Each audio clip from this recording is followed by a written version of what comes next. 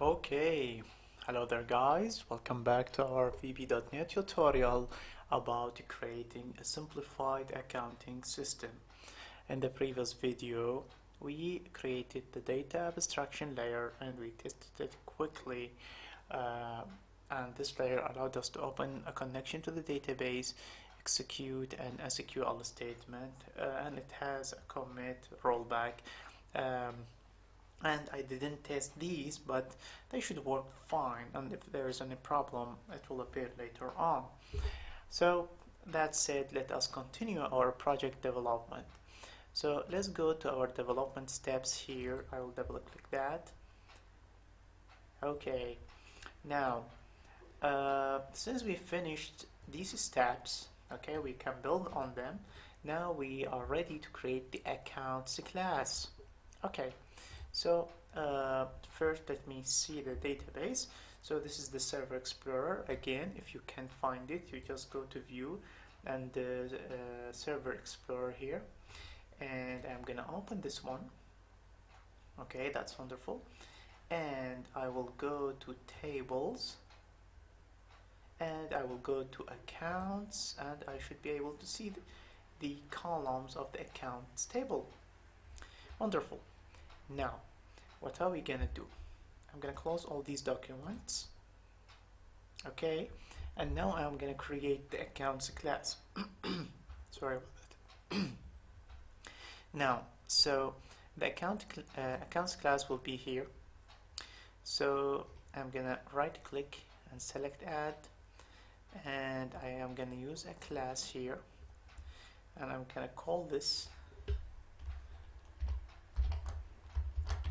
accounts class. Okay, so now I'll put a few things here, comments for helping others if anyone's displaying the code, and you will see how Visual Studio helps you with that as well.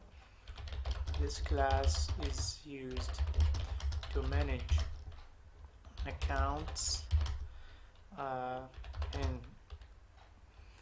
program memory and allows you to update the database as well.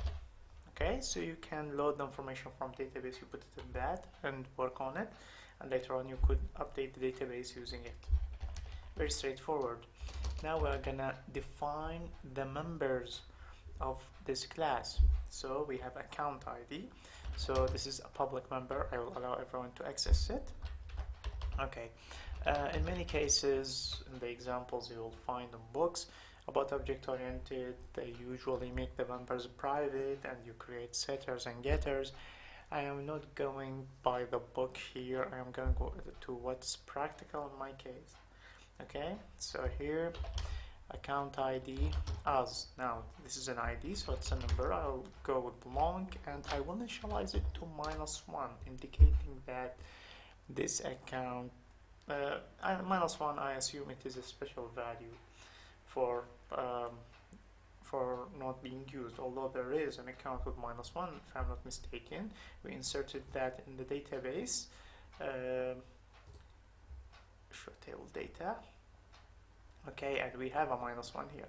So if we try to insert an account with this ID of -1, we will have a duplicate record exception, so we must set the ID later on.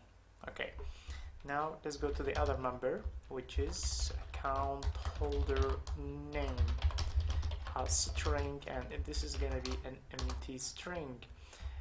Public, we have account balance. This is going to be decimal, and every account will have a balance of 0. We have also account notes as string. These are notes you are going to put yourself here. And we have public account version as long version. This is going to be version 1, so this is the first version. Now every time you change the account record, this version field will increase, indicating that something had happened somehow. Okay, so we just finished this one. Very straightforward. We're going to save that. Let me see. Yeah.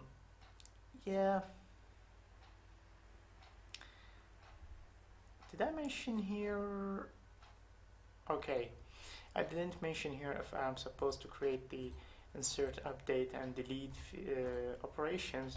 So, in my case, sorry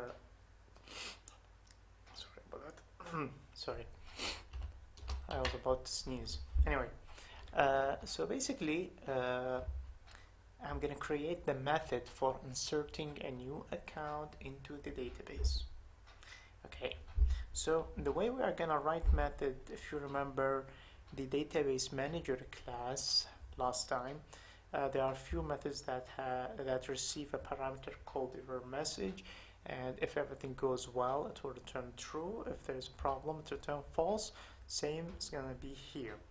So we have public function insert into database, and here I'm going to say db as database manager class. Okay, I will put this underscore sign to make it multiple lines. I don't want the header or the definition of the function to be too long, and I don't want you to scroll. I want everything to appear here. So if you want to break a line in VB, you just use the underscore, indicating that there will be a line to continue, that this is not a complete statement yet. Okay, so here we have what? We have the database is the first parameter, and byref error message as string this is the second parameter, and commit as boolean, and this function is going to return a boolean. Now we hit enter. Okay, and I'm going to say try catch. Now when we are working with database, if there is any error for some reason, if there is any error, the first thing we do, we roll back. Okay, so we are canceling all the changes so that the database will go back to the way it was. Okay, and then I will say error message equal ex.message. So this error will go back to the calling method so that you could understand what's happening. And we wrote a line of code for logging the error into a text file. If we look at here, that's here. It's this line of code.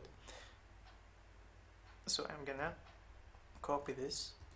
Okay, so yeah. So if there's an error, we also log the error, and finally, after we collected the error information and we wrote that into the file, we are going to return false. Okay, so if there's any error, this function is going to return false. Okay, now what should we do here? We need to create an insert statement. So first we're going to define this SQL statement. Okay, equals, is going to be insert into accounts, and we have what? We have account ID, we have account holder name, we have account balance, we have what? Account notes. Okay, now this line is going to be a little bit long, so I'm going to combine it with this line. This is a multi-line statement. Account notes. After account notes, what do we have? We have account version. Okay, we close that. Values. So this is the first parameter, second parameter, third parameter. How many? 1, 2, 3, 4, 5, right? 1, 2, 3, 4, 5. Yeah. Add 3 and add 4. So these are 4 parameters. Okay. Now we need to execute the SQL statement. However, the account ID is minus one. As you can see here, we need to create a new account ID. And if this account ID is let's say set by user. Maybe two users could create a same account ID. So we want to make this process, we want to make this process not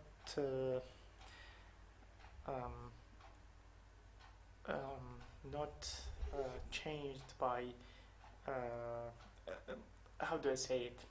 We don't want the user to specify the account ID. We want something automatic that will get us the account ID. Usually many people would use an auto number, but I won't. I don't use auto number in many cases. I generate the number within the database and use that. But I don't use the auto number. Some cases I use sequences, but in this case I will be using a value from the vars table. So let me show you here what I mean. So we have this variable I created called counter. I created this in the previous tutorials, and it has a value of 1. So before I continue the code here, I will add a method to the database manager class that will allow me to get a unique number. Now I'm gonna say public function get next ID as long. Okay, and this method will have no exception handling, so if there's a problem I will catch it there. Anyway, so what am I gonna do here? I'm gonna say I'm gonna say dimension tmp as a new database manager class, tmp.open database connection. Okay, and I will pass error message. So here I'll have to define error message as string equals nothing. Now if this method didn't work well, this means we didn't open the database successfully, so we cannot get the new ID. So I want this error to go back to the calling method, and we should throw an exception here. So we will write through exception error message. Okay, and then it's a new exception. Okay, so here if you are wondering what this is, through new exception means generate an error, and that error is basically an object, and this object will have the message that is in this variable. So if opening the database caused a problem, you will get the error here. So get that error and pass it to the calling program. This might be a little bit complicated for now, but later on you will understand why I do it. Although it's a little bit complicated, it makes my life much easier, especially when debugging. Okay, because I always know what is happening. Anyway, so now we opened the database. That's wonderful, and we are gonna execute the following statement. I'm gonna say tmp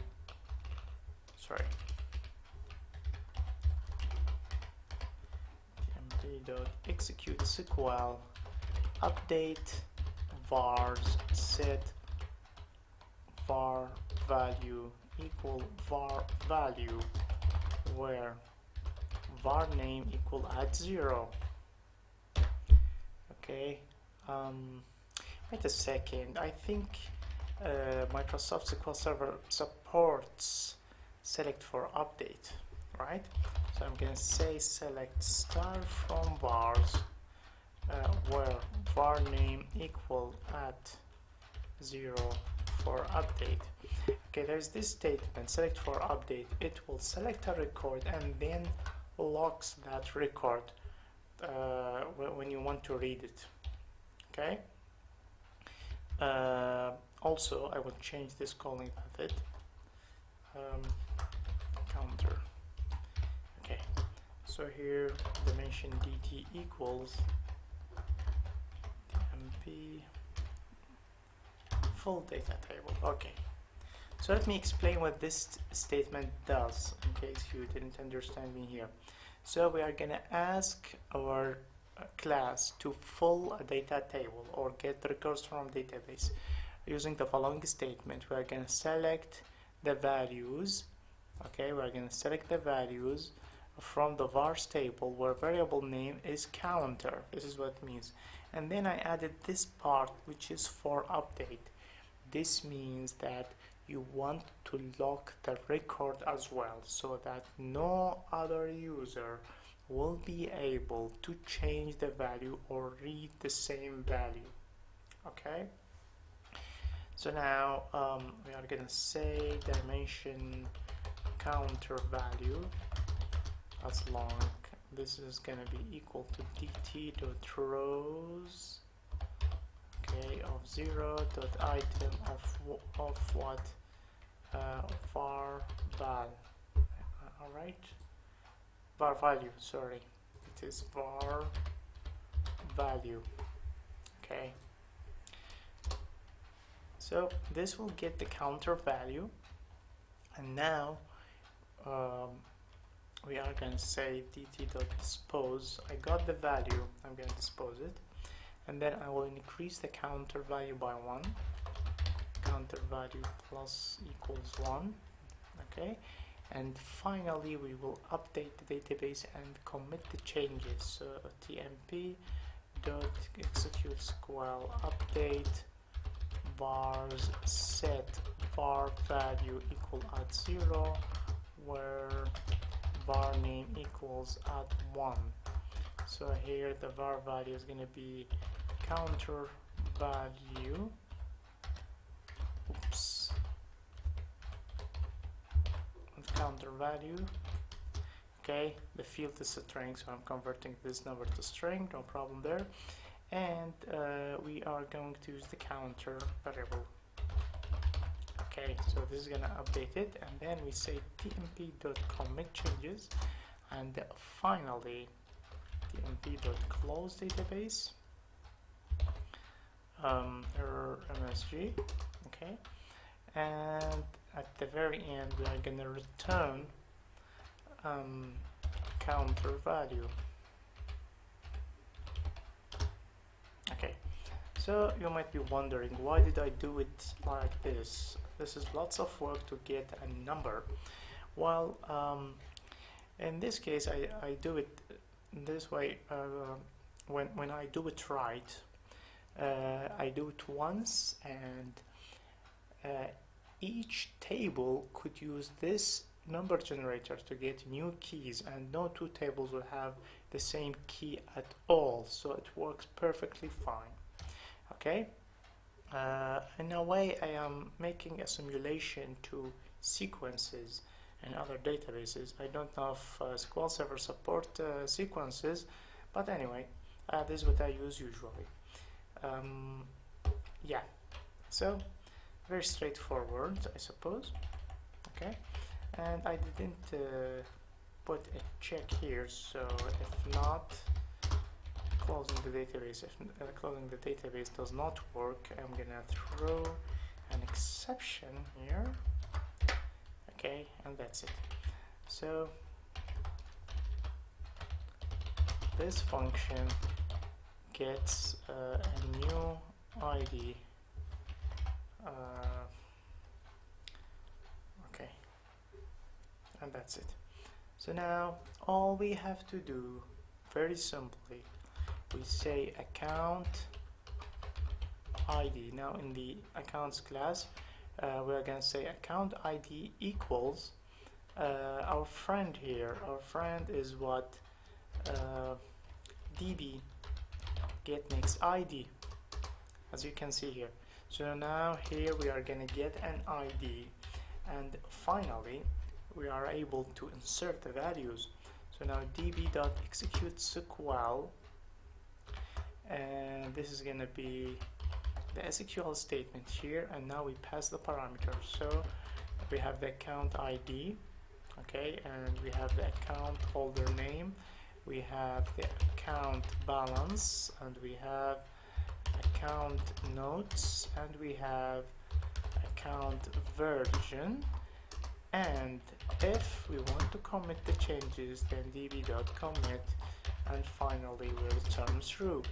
And now we are ready to insert value. Now before I do that, I'll put a few comments here. This function inserts a new account into the database, okay, and the database abstraction layer object, okay, used to manage the transaction. This is what it's doing here, okay, and an error message that is returned if the function fails and returns false. And this parameter tells the function to commit the changes if it has a value of true. That's it. And remarks and so on. So the reason I'm writing these here, I want to show you that basically Visual Studio can interpret these type of comments and make your life much easier when you write. And our project is small, but when you are working on very big a project, this will be such a helpful thing to do, okay? And if you are passing your code to others, then you really want to put lots of notes on your code to make their life easier.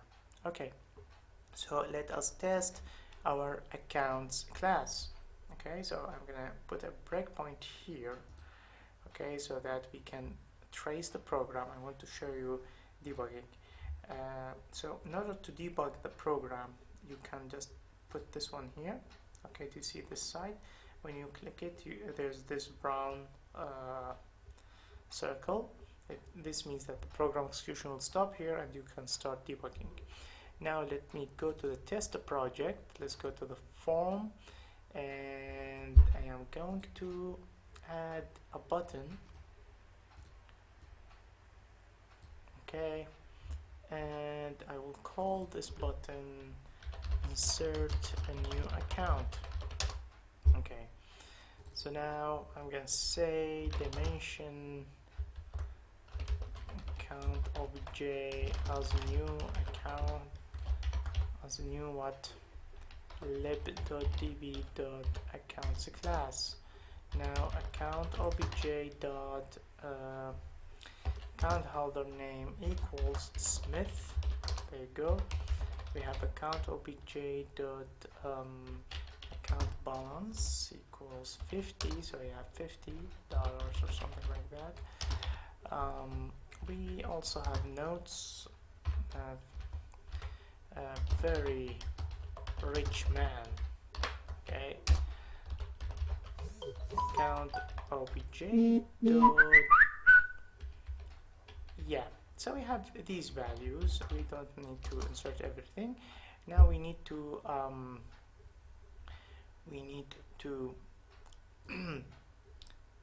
perform the test itself. So let me. Oops. There's a problem with the mouse for some reason. I might need to replace that. Okay. So yeah. Let me define these two guys.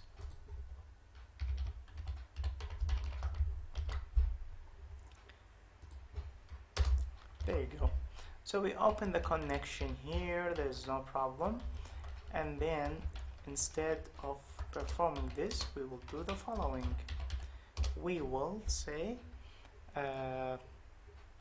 if not account obj.insert into database, I'm gonna pass the DB object here.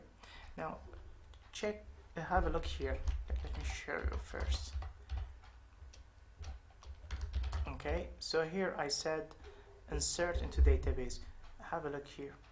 Insert in the database. When it is selected by IntelliSense, you can see the comment I wrote.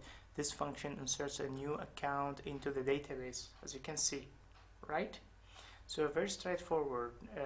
Even if I didn't write this function, the comment that you wrote, for example, will be appearing here, which will simplify things for other programmers, of course.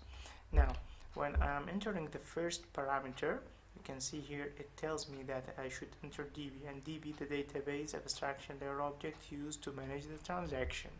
So this is going to be DB obj. Next, we have the error message, and it is passed by reference. You can see here an error message that is returned if the function fails and return false. So there's going to be an error message and the commit. I want to commit the changes to see the final results. Okay, so if there's a problem, okay, I'm gonna show this failed message. Otherwise, I will say message box success. Okay, very straightforward. Okay, there is no need for any exit sub, because you know it's gonna exit right away. Anyway, something I forgot to put here. Finally, dbobj.close database connection, whatever. Okay, I'm not passing that. You know what? No need. This is just a test code, so it doesn't have to be perfect. Okay, so now let me put a breakpoint here as well, so that we can trace the program step by step. So let us save this and let us run. Okay, so I'm going to say insert a new account. I click here and tracing began. Okay, so here this is the account object. If you open that, you'll find that it has been initialized with account ID -1 and account version 1, etc. So here you get the account balance, you get the account nodes, and we are going to open the connection to the database. Now we are going to call this method. So this is the account object. As you can see, it is Smith, and he's a very rich man, as you can see here. And now we're going to call this method. So let's go F11. Okay, so this is the SQL statement. If you put the pointer here, it is insert into account, and you see the parameters and the values. No problem. So now we are gonna get the next ID. So I try to run this, and I got an exception. Okay, as you can see. So roll back, and we get the error message, and this one has been written. So it's the error message for update close allowed only for declare cursor. So it seems that SQL Server doesn't work the way I'm expecting it to. So let me stop this program now and change the SQL statement to be more like what I am expecting. Okay, so let me see. I need to go to this one, this method. So I could just try to click here and go to definition, and let me see. So this one for update doesn't work. So I am gonna put a lock using a different method. Okay, I will lock this record using a different method. It will be like this: tmp.execute SQL update var set var value equal var value where var name equals @0 counter. Okay, so what does this do exactly? Okay, here I am saying change the record var value and make it equal to the same value it has now. Okay, for the counter row. Okay, for the row that has a var name of counter. Now this makes no sense, of course, because We are just making the row have the same value. We didn't change anything. But what it does, this is an update statement. As a result of that, since the row is being updated, even if it is with the same value, it will have a write lock. Okay, so others will not be able to do the same. Others will not be able to change it while you are working on that record. So let us try this out and see if it works. Okay, so I'm going to say insert a new account. There you go. And to speed things up, okay, open database F11. We try to get the account ID and there's another error.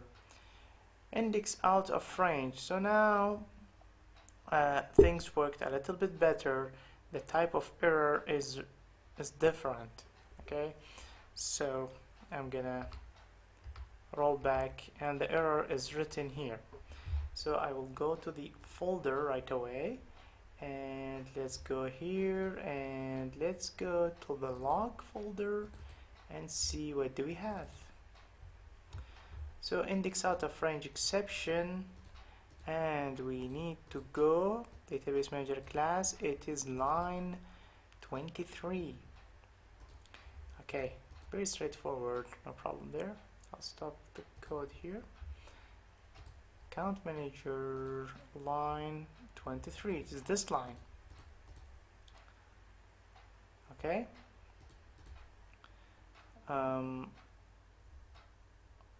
Okay, so it seems like this one is not returning value, so I'll put a breakpoint here and see if it is working or not. So let us run this and click here. Okay, let me remove this breakpoint and run. Okay, and run again. Okay, so now we got to the statement that is causing the problem, and I will say F10. So now we got the data table. So I will press here dt.rows.count. Okay, so it seems that this method returned what? It returned 0 rows for some reason. Okay, so it seems that the var doesn't have any record at all, which is very weird. For this reason, let's go to view and server explorer. There we go. Let me see the vars table. Okay. Oh, you can see here that the spelling of counter is wrong, so the fault is mine. So I'll stop this. My mistake. I'm so sorry about that. So this is counter, and I will just refresh. Now it should work just fine. Okay, so now let me save this, run the program, press this. Okay, so this is a SQL statement, and now we get the account ID, and you can see account ID is 2. Okay, if we go back to this one, this statement, and run it again, now account ID is 3, and if we go back and run it, account ID is 4. So what is happening? Let me show you. I will use F11. So we open a connection, a different connection to the database, because we don't want this transaction to affect what are we working on right now. This is why I'm creating a different connection.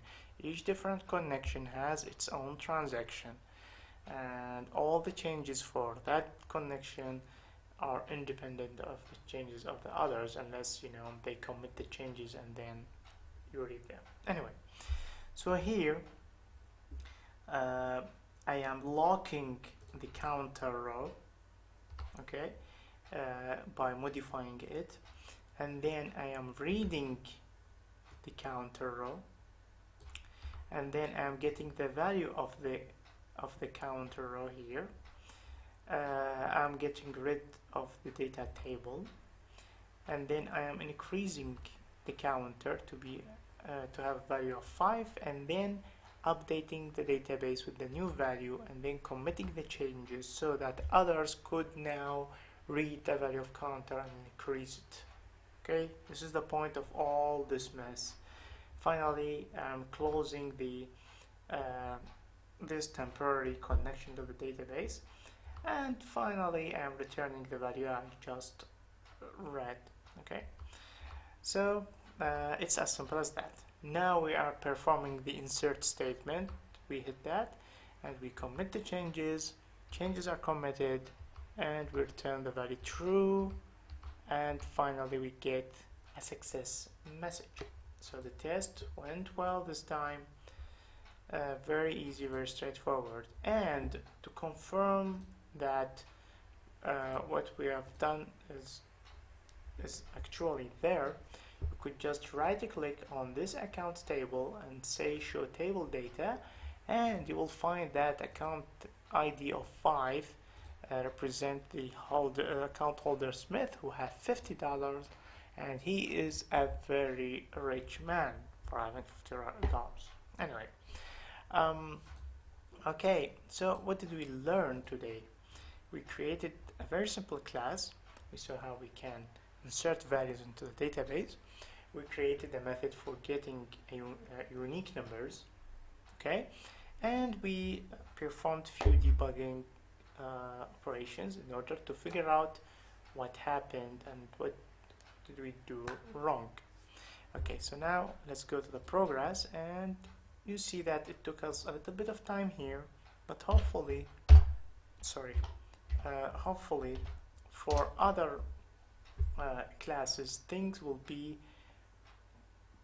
much easier. Okay, well, I suppose that's it for today. I will save the changes and I will upload this source code. You can download it from the website. Each video has in the website has a link underneath it that you could use to download the code until that video. Okay, I mean with the changes of that video. That is all for today. Thank you for watching and have a nice day. Bye bye.